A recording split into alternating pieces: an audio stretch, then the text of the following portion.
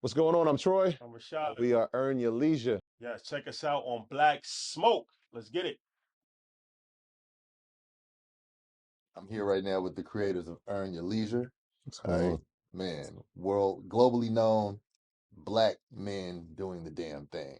And you here with Black Smoke. I'm Grindstone. So I got some questions for y'all. Let's do it. All right. I'm really a fan of wealth building and understanding that and knowing that financial literacy is the gap between what we complain about and where we want to be. Right. So have you all considered creating a school or something like similar to a trade school where one would go and learn this like outside of their normal school? Have y'all considered that? Yeah, absolutely. I think what we do right now, we have EYL University, which is an online school. But inside that, one of the things we wanted to do is create something that people can go to, right? So a physical location where you had trades. hmm That was one of the things they kind of took out of high schools, right? Yeah. Took out of school, like things that we can actually apply and skill that they can actually apply to be in the real world. That's one of those things that we talk about all the time when we look at the job force. A lot of jobs are being automated, right? But if you have a skill that you Yeah. can have and actually use to your advantage, you're going to be so far ahead. And so why wouldn't we want to Yeah. incorporate that into education? So definitely one of the things we thought about, just haven't implemented yet, Okay. but it's on the playbook. Have you considered setting up a curriculum and putting it in schools if it wasn't your own, or like Yeah, working on that actually now. We're on the state of New York City School District, which is the largest school district in America. So we had a couple conversations with them. They're actually in the process of developing a curriculum.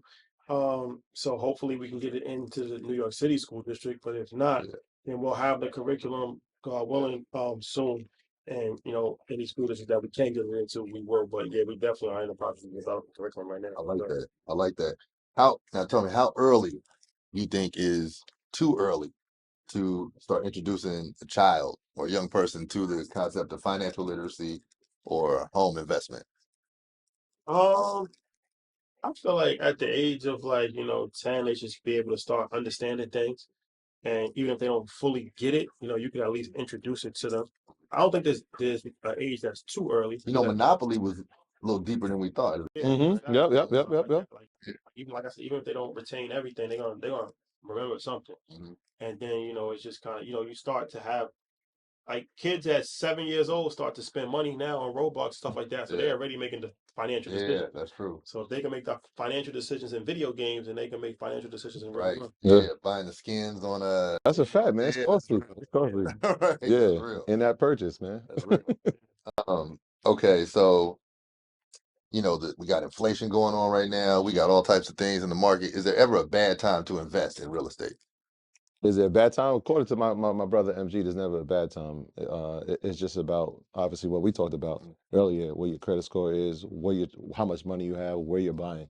All those things are important, right? So when we look at interest rates, somebody might have said, "Hey, last year at this time it was too high when it was 4%. Well, now it's 7%, Right. right? So what we're seeing now is with inflation, the home prices are coming down, which helps. Mhm. But hopefully in the next 16 months or 14 to 16 months, we'll see interest rates come down to a point where people feel like it's manageable for them to get in. But we got to keep things in perspective. Yeah. I remember when my parents were buying a home in the 80s, interest rates were 12%, Double digits, 13%. right? Yeah. And so, to see it at 7.5 is like, all right for us when it is a little bit surprising and shocking, but it beats where we were. Yeah, I feel you. Well, now aside from jewelry, is there a spending habit, just one thing that people have that you see all the time that you would really, really recommend them to replace with another spending habit? And what would be that other one?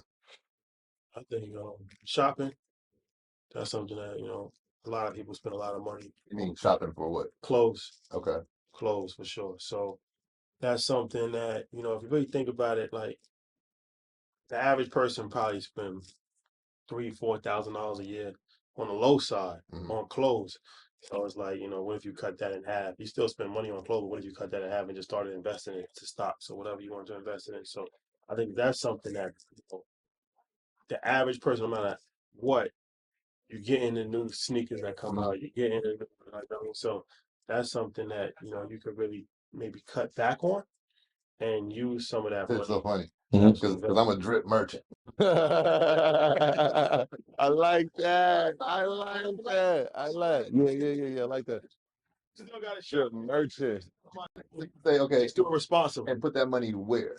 And it's, well, you can put it in a variety of different places, but I mean, stocks is a good place to put it in Okay. because like you can invest in stocks for a low amount of money. Like you can't buy a house for $1,000, right? But you can invest in stock market for $1,000. Okay. You can put $500 into stocks. You can put $100 a month into stocks. So Mhm. you know, you small amounts over the course of a long period of time adds up. It's like a 401k, like taking a little bit out of your paycheck every single time you get paid. Before you know it, you got $100,000, $200,000. So Mhm. that's the good thing. Like, you know, if you just have some systematic investments that's actually going somewhere, then that can be beneficial. But you still got it. Like I said, I don't want to take away business.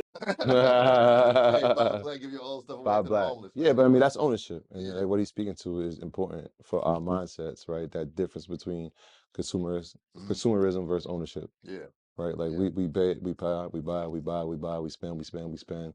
Nothing comes back in return. The globe profits off of Exactly. Americans. Exactly. Yeah. Like we get sold everything. yeah, what we spend like 2 trillion or something like that, and Wow, some and number I don't never yeah, think something before. crazy. I think we're just as a community, African Americans were like the sixth spent they were number 16 on the Mhm. spending from any place in the world, and it's just like wow, like we spend a lot of money A lot of on money. consumer items. No, I was just in Paris and being in the different parts of the city.